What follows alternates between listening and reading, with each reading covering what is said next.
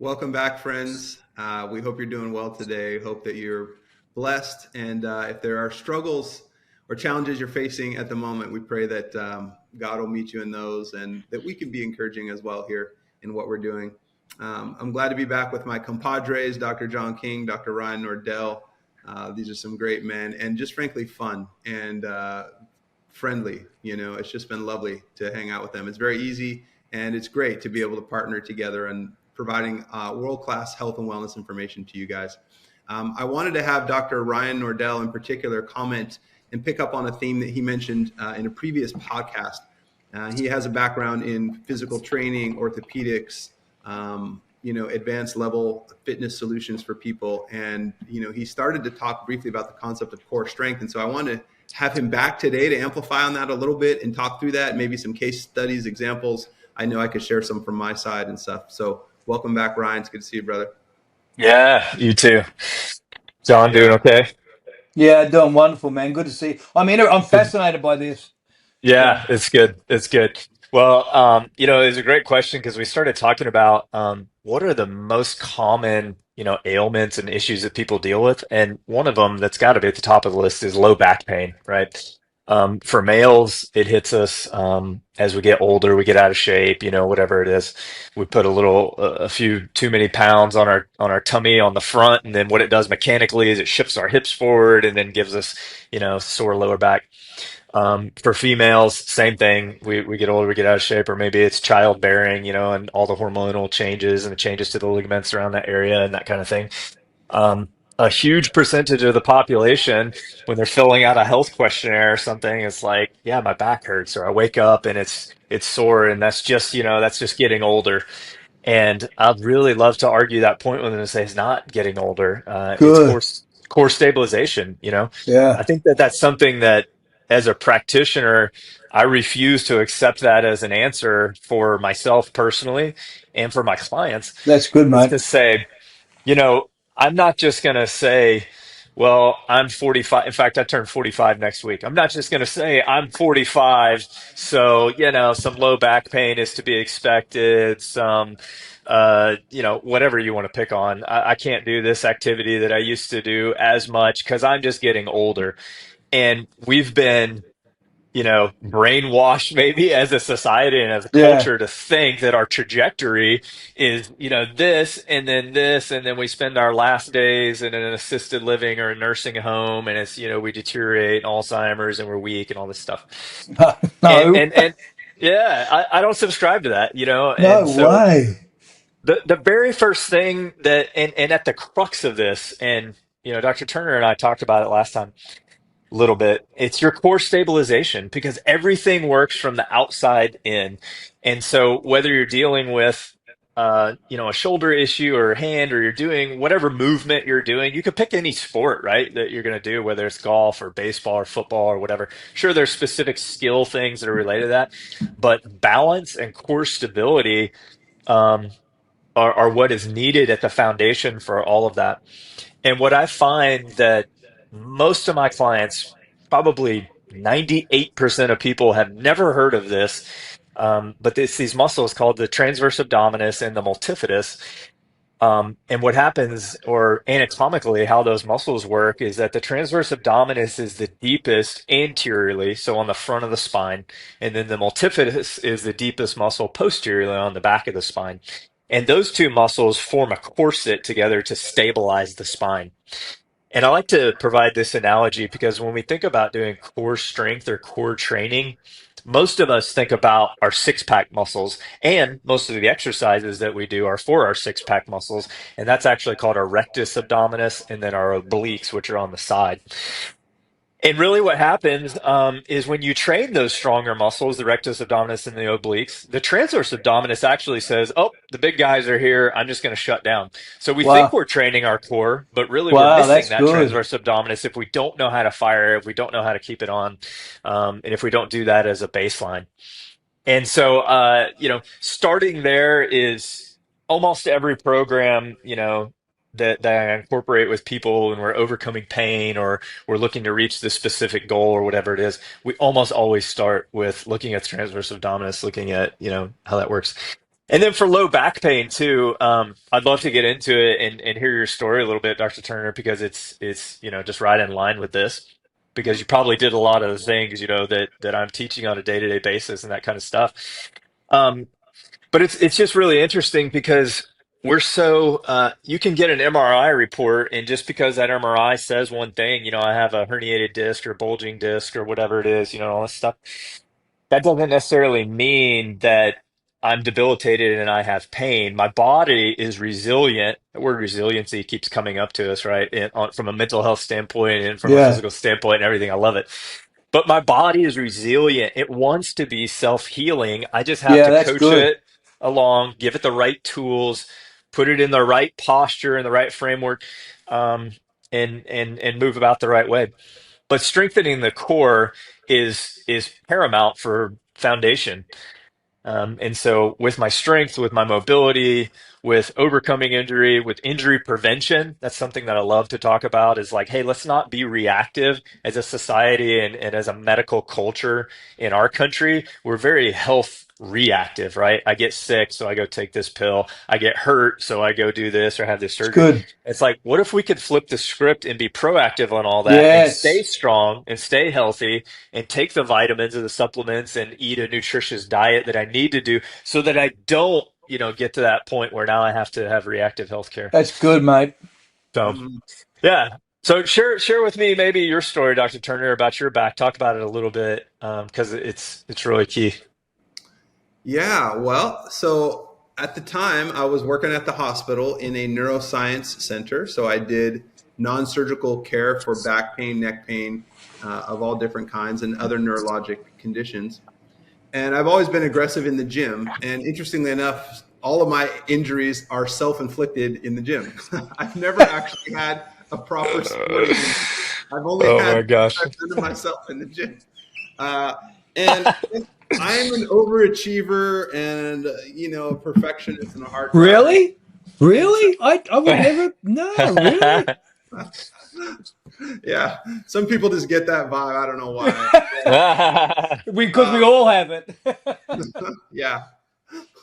So my exercise philosophy used to be pretty hard driving, and this was a bit of a turning point for me at this time. So I remember my workout that day was really heavy deadlifts, and then alternating with going to the rowing machine and doing like a 130 500-meter pace, Wow. which is strong. I mean, you're putting out like there's smoke coming off the chain on the rowing Yeah, machine if you're yeah, doing for 130 sure. 500 meters. Anyway, so it was power packed, and I'm lifting up near some strong deadlift weight, and the thought goes through my mind: you need to back off, or else you're gonna tear a disc and pinch a nerve in your back. And then I put the weight down. I was like, come on, stay positive. I was like, where'd that thought come from? Like, come on, you got to stay dialed in. Lock in, lock in. I got 2 more reps. You know, I, I can't be thinking about my back blowing up. I'm like, come on. So I do the second rep. It's kind of effortful, but I got it. The same thought comes through my mind again. You better Oh, stop. man. Yep, you're gonna blow up a disc. You're gonna pinch a nerve in your back. I'm like, come on, stay positive, lock in, let's go. Finish this set. Right, that third lift, it's like somebody took a hatchet and just swung Ah, it down, and it hit my spine, and then they left it there. That's the only way I can describe it. They just left the hatchet just hanging in the base of my spine, and Wow. I couldn't straighten up at all because there's a hatchet sitting there, and just sharp pain all hmm kind of into my left glute area and stuff. I'm like, oh my gosh. And so, Wow, bro. yeah, so I lean over and I find the nearest bench. And, my man pride, I don't want to display that I've just hurt myself lifting too much weight. rub some dirt on it. I'm all right. Yeah. Exactly. So I'm leaning awkwardly off this bench, pretending like I'm stretching, but I'm I'm trying to Never find done that. I'm trying to find yeah, John, guilty there, brother. Look at you. Yeah, yeah. I'm trying to find some position that'll take the hatchet out of my spine and enable me to walk to the locker room. Okay. And I'm literally stranded on the gym floor for about 20 minutes, like fake stretching, like trying to get it together to go to the locker room. I go to the locker room. It's all I can do. I sit down on a bench in the locker room. I can't even get up to open my locker. I'm another 20 minutes on the bench, like trying to get it together, figure out how am I going to stand balance without this hatchet, doing a number. This whole thing, this goes on. Fast forward, about a week later, I'm in my very own office at the neuroscience center at the hospital in a wheelchair, getting wheeled past my office that's now vacant because I'm on short-term disability. I go right past my office. I go to the office of my friend, the neurosurgeon, Dr. Matthew Fuel. I'm like, Matt, you got to do something about my back, man. I mean, surgery's never the first resort, but here we are, and this thing is not getting better. Da da da. I've been in the ER. I've gotten shots. Nothing's working. My leg doesn't work. All that stuff. So I had back surgery. I had a discectomy, and it was amazing. Wow. It was amazing. The moment I got out of the operating room in the recovery room, that hatchet was out of my back for the first time in weeks. And so it was just extraordinary. But then that began this journey of I had to rehab myself. I had to take my own medicine, right? So I was Wow. definitely, lifting all this weight and doing all this stuff. And now I'm just, with a back brace on in the swimming pool at my gym. With the little pink dumbbells. Yes. Yeah. But resiliency, and I had to fight back Yeah, from that's that. And, good. yeah. So today I'm back. I'm strong. I'm fit. I can run. I can do box jumps. I can do squats and things. But I know Wow. my limits and I don't push, uh, Yeah. past a certain You know, point. one of the biggest things, kind of along those lines, are that I preach this to people because I see it over and over and over again, is that as our body is aging, it wants to do this, right? It wants to decline. How many health statistics are there around, um, what our hormones do and what our metabolism does and all this stuff, that's constantly wanting to take us downhill, into this weak, feeble, injury prone kind of state of our body. And so to combat that, we have to change what we're doing. Our mindset has to change about what we're doing. And so as we're getting older and we're trying to do this and our body's trying to do this, I have to change, okay, what does my routine look like? So flexibility becomes more important, right? Core stabilization becomes more important. Mhm. Lifting for endurance type muscles becomes more important than, 1 or 3 rep maxes or something like that. Balance becomes more important. And these are Yeah. all things that we know as we're looking at longevity protocols and we're looking at our health span versus our lifespan, right? Like for our audience, Good. your lifespan is chronological, right? It's just how many years old am I going to live to be? 95, 85, whatever it is. But your health span is how healthy am I within those years? And I'm much more concerned around our health span. Like I don't could care less if I live to be 110, but the last 40 years of my life are decrepit Yeah. or relying on someone to pick me up and transfer me into my wheelchair or whatever. So our health span becomes important, and that's where core strength and core stabilization really, really pay dividends for us when we focus on those things. So I'm focusing in the gym on being healthy, not necessarily looking at my physique or how much weight can I lift. And certainly we have metrics, right? Yeah. That tell us, hey, my grip strength or my dead hangs and stuff like that. We have metrics around these things that say, hey, for a male at this age, for longevity metrics, you should probably be about right here. But one of the most common kind of things that I talk to people about is this: is that they've been out of the gym for a while. They want to go back in or something, and they say, "Oh, well, I got to get a gym membership, and I got to do that." And I said, "No, you don't have to because you can do well." And right here behind me is my little biohacking kind of area of my house that I do this stuff. Um, and with a few simple pieces of equipment and body weight exercises and appropriate instruction and appropriate posture, you can really do a lot of the things that you need to do to maintain that health span and Yeah. to maintain your strength and to maintain your balance and to do all the things that are important to us as we age. You can really do all those things at home. And I love doing that because the gym membership and stuff, it creates barriers, right? Like I want to preach to people and talk to you about doing these things, but eliminating all the excuses. Okay, so if I have a gym membership, but it's raining that day. I was like, oh, I don't want to drive to the gym. I got to get out of my car. I'm gonna get wet, whatever. Okay, so I didn't work out that day because I have to go to the gym, right? Or, I'm in a rough spot financially. I'm going to cancel my gym membership. I can't afford it right now. Okay, well, I don't even have a gym membership, so I can't go to the gym, right? But if I change my mindset into thinking, okay, I can do this stuff at home. I mean, I personally do like to go to the gym. I mean, I like the social aspect of it. I go sometimes. I don't have to though. I can do things here, and I oscillate between going and staying and that kind of thing. But if I change my mindset into just thinking about, okay, what can I do to just live a healthy lifestyle that's easy, convenient, social? That's another big thing. It's like, hey, find a group or do it with your spouse or whatever it is when you're walking and when you're lifting weights or doing fun activities with your kids that might be plyometric in nature and stuff. We just started playing in my family. We started playing spike ball. Have you guys ever played that? You know what that Seen it. Okay. So my kids are all teenagers and I'm trying to keep up with them, right? And doing a good job, I think. But then you go play spike ball and you're hitting this ball on this net and then you've got to like quickly move over here and hit the ball back and it's like all this plyometric stuff. And I'm thinking about it and I'm like, man, I love this because what it's doing is it's keeping my body resilient. It's working on my balance, it's working on quick Good. twitch muscle fibers and movements and things. And it's fun, it's fun. It's something that I like to do, or playing pickleball or whatever it is, lots of things that you like to Mm-hmm. do. But those are some of the things that I like to talk about around people as we're looking at health span versus lifespan, and we're looking at, hey, core strength and stability. Why is that so important? And the reason why are all the things that we talked about. We kind of branched from there out on everything. And man, I love to just educate people around that and build programs for people around that stuff. So Mm-hmm. That's great. yeah. Phenomenal. Yeah. So let's tell the people, speaking of transversus, what's maybe one top exercise people could be doing to help with their transversus, which, if you recall, Dr. Nordell said is one of the deepest muscles, and it's kind of on the front side of your spine. And then on the back side, we have the multifidi. So maybe give us one exercise for each of those that people could think about.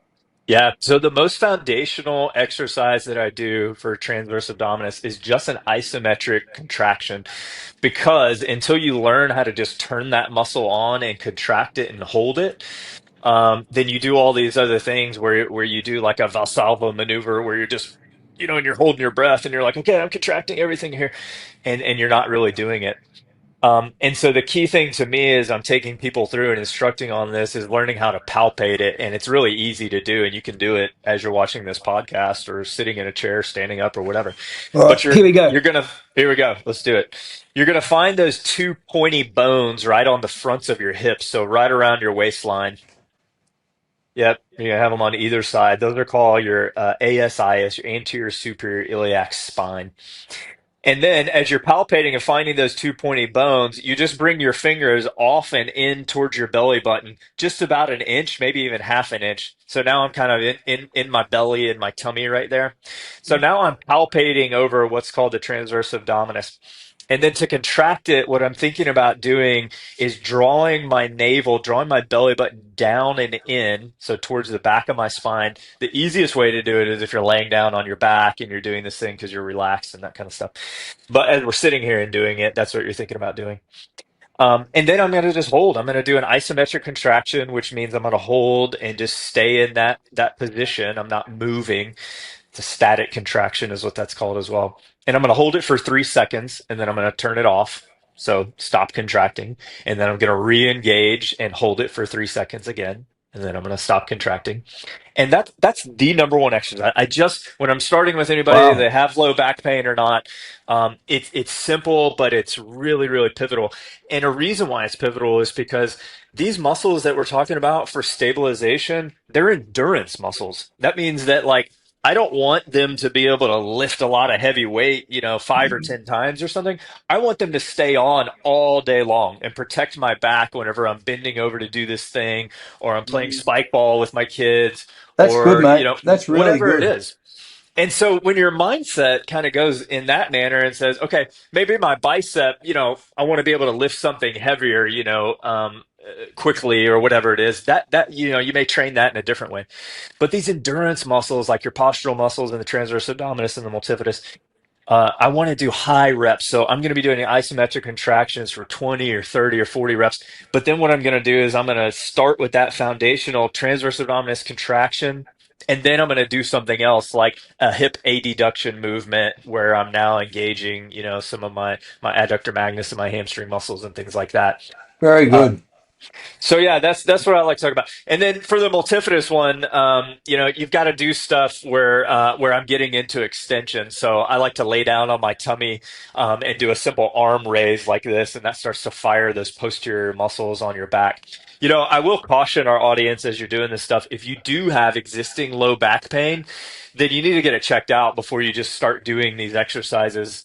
There's a proper sequence and a right time and a right place to do that stuff. And like Dr. Turner just said, his case was surgical, and sometimes that's the answer. My platform, that I kind of advertise and I talk about a lot is that I do non-surgical, non-pharmaceutical pain management. But sometimes there is the time and the place for surgery, right? Dr. Turner, of all people, you would have known if, okay, this is something I got to surgically fix or not. Yeah. So I always advise you make sure you're talking to a healthcare practitioner, an expert around this stuff before we just start doing these exercises that could potentially make our situation worse. But yeah, what else do you guys want to know around that? I love talking about it. I talk about it all day. I talk to my kids about it too. My daughters are running track and cross country in high school now and kind of following dad's footsteps. And, they may or may not do a good job of that stuff in training, with their coaches and stuff. And so I make them do it, and I explain to them and so that they understand, man. It's injury prevention, when you've got a strong core that really helps you to not get injured in the future, no matter what sport you're doing. And so Very good. taking the time to do it. I'm kind of convicted. I've got two mates that are the world's best at what they do, and I'm starting to make appointments for you guys. So when can we launch this app so I can go on and get all the free stuff? Yeah, I know. I can't wait to see all your stuff.